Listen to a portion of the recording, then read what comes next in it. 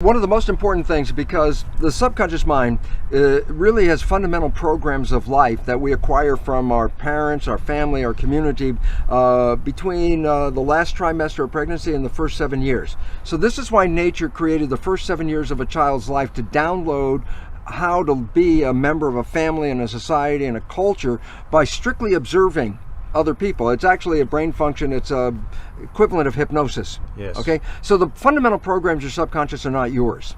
The conscious mind is yours. That's the creative mind. Well, the issue is that the conscious mind can travel in time. What are you doing next week?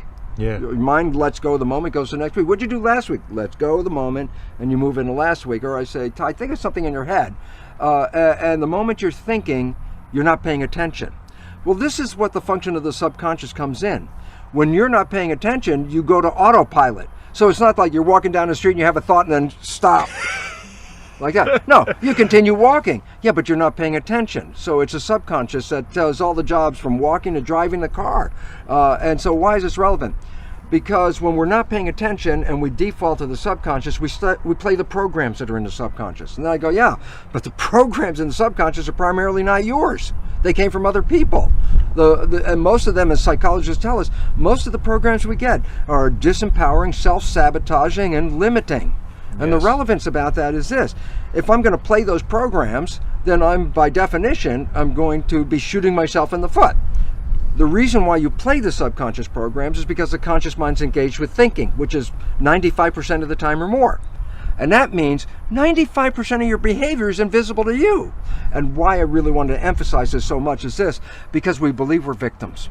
Oh, I really wanted to be successful. I wanted to be healthy. I wanted to have a great relationship, and it's not working out. Yeah. And then you say, well, that was my intention, and it's not working, so therefore the world's against me. And then we go into victims like, God, I really wanted it and it didn't happen. And I just wanted people to wake up, because it basically is this. It's not the world against you at all. The world will give you everything. The issue is you're not operating from your conscious mind, except 5% at the most. And so your life is really a reflection of your subconscious programming. Yes. Now you say to me, well, I got programmed from the last trimester of pregnancy, first 7 years, so I was being programmed when I was 1 and 2 and 3, and I go, absolutely. And you say, but what were the programs? I wasn't there. I have no idea what the hell the programs are. And I go, here's the neat part. 95% of your life is coming from the subconscious. So all you have to do is look at your life and just look at it and say, for what? I say, what comes to you that you want and it comes to you easily, you have programs to allow that to happen. But what you struggle with, what you work hard on, what you have to put a lot of effort into, why are you working so hard? And the answer is simple. Because you have an invisible program that is sabotaging you from that point. So now all of a sudden you say, well, what do I need to change? I say, well, look at your life. Yes. And tell me what you're having trouble with. Yeah. Because that's the direct expression of a program that's not supporting you.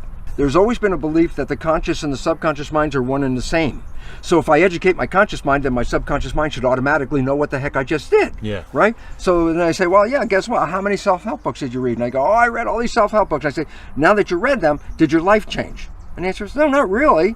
But I'm really smart, because if you ask me any questions about the self-help book, I can answer it. I say, well, what's the issue? And the issue is this. The conscious mind is creative. So yeah, I could read the book. I could watch this video with you in it. I could even just go, aha, and the conscious mind could accept that and learn it. But the subconscious mind does not learn that way. And that has been the problem, because we educate the conscious mind to get really smart, and our life stays exactly the same as it is. And the issue is why? Because it doesn't translate from the conscious to the subconscious. Because the subconscious learns in, well, 3 to 4 fundamental ways. Number one, the first way it learned 7 years was hypnosis, because the brain was operating in a low vibrational frequency and just downloading what it saw. After you're 7, how do you learn? Habituation. How'd you learn the ABCs or the times table? You had to repeat it and repeat it and repeat it, and finally you got it, and then you know how to do it. You want to drive a car? You have to practice and practice, and then you learn how to do it. So if you want to change the subconscious mind, hypnosis is number one, that works. Number 2, repetition, habituation. Yes. Create a habit. And at first it seems like a struggle because it's new to the subconscious mind, but hey, you didn't learn ABCD the first time you said it, you had to do it again and again. But after you do it for a repetition period, it will be so natural that if you're not doing it, your subconscious mind go, hey, what's happened? We're not doing it. Yeah. So that's really good. We overcome that. A third way, which is very, some people get it and it's very powerful, but I wouldn't recommend it, is tremendous emotional shock. Boom! Something happens in your life and it's so dramatic that after that moment, you're not going to be the same person. The subconscious got it right there, okay? Yeah. And the newer one and the better one is a whole new field of belief change modalities, which are also associated with what's called energy psychology. Yes. And these are wonderful because basically it's a form of super learning. And what's neat about it, the conventional things like hypnosis or habituation, there's a time element that takes a long time. Yeah. But these new belief change modalities, like a super learning experience, you can change a belief you've had your whole life, 50 years, and change it in 10 minutes. Yeah. And so this is really, it's a new type of psychology that's coming in, but it's really necessary because, as they say, necessity is the mother of invention. Yep. We're running into a world that has a lot of necessity to change very, very quickly. So we're really happy to see that there are ways of changing without going through all that anxiety and stress, so we can do it really quickly.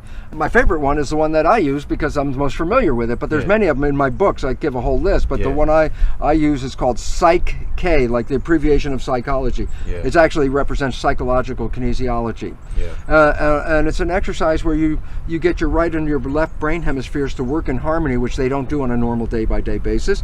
And when you get them to work in harmony, that's called brain synchronization, a window sort of opens up and you can drop in a new belief in 5 minutes. Wow. And I'm a devotee of that because I wouldn't have written my book. I couldn't write my book. I tried for 15 years to write the book, and every time I get halfway through the book, it would peter out, and then I didn't realize it because my subconscious had a fear.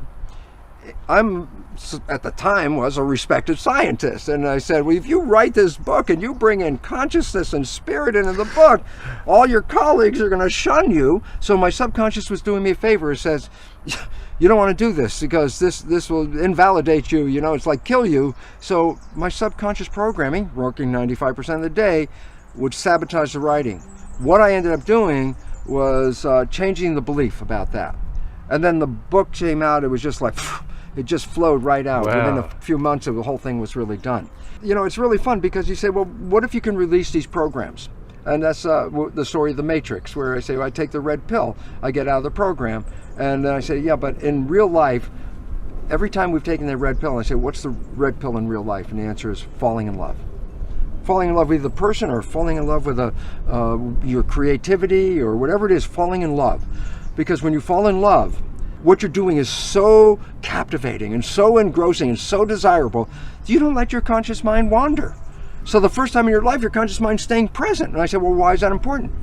Conscious mind, wishes, desires, and aspirations. If you're operating from that mind, you manifest your wishes and desires. So my conclusion for all of this blah, blah, blah that I'm giving you is simply this.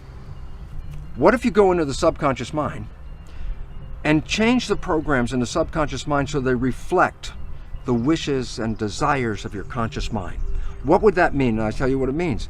You'll live in a honeymoon for every day of your life on this planet for a simple reason. Yeah. If my conscious mind with wishes and desires begins to wander and I default into the subconscious and is playing my wishes and desires, I never left the honeymoon. Following on the Icke, you were saying something about a gentleman who gets up on stage and actually proves it with watching the actual frequencies change in the mind, right? Well, absolutely, because a lot of people beforehand would say, oh, that's just a new age idea, and how do you know you've really changed? Just because you got finished with the belief process and you say, oh, I feel so much better, is that real? Well, now Jeff Fannin, a neuroscientist whose expertise is called brain mapping, and he puts wires over your head and you can read three-dimensionally what's going on in the brain. The moment the brain has changed, the program has changed, you can see it on the screen. So he generally puts like a person up on the stage and puts the wires on and says, okay, now we tested your belief and you don't have a belief in this, and now let's put in the new belief. And it's interesting because the audience can see the change before the person actually says, yes, now it's done. It's maybe a few seconds, but the audience can see it. So why is this important? Because this sounds miraculous. Yes, you mean you can change your beliefs in 5 or 10 minutes? And see the results, like but you can instant. see it instantly. Actually, you can experience it instantly if it's a phobia, for a simple reason. because a phobia is a certain stimulus, like height, or I'm afraid of spiders, or I'm afraid of dogs. Then I say, okay, good, let's go through the belief change. You come out and I say, well, how am I afraid of spiders now? I can show you instantly. Here's a spider. And all of a sudden, you know, 10 minutes before, it freaks you out.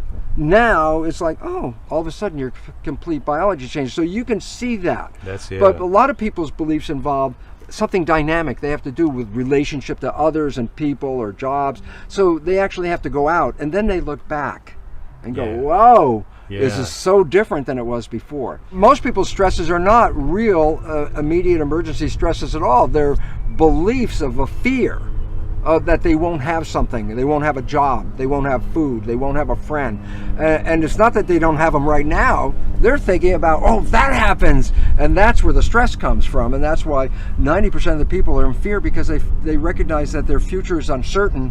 But rather than seeing it in a positive way, they have this image of a negative thing. Work it all out. And it's really interesting because, remember, when you fall in love and you get out of the programming, you create heaven on earth. Well, if it wasn't for the programming, everybody would have heaven on earth. Yes. So if we can change the programming, then heaven on earth is available to anyone.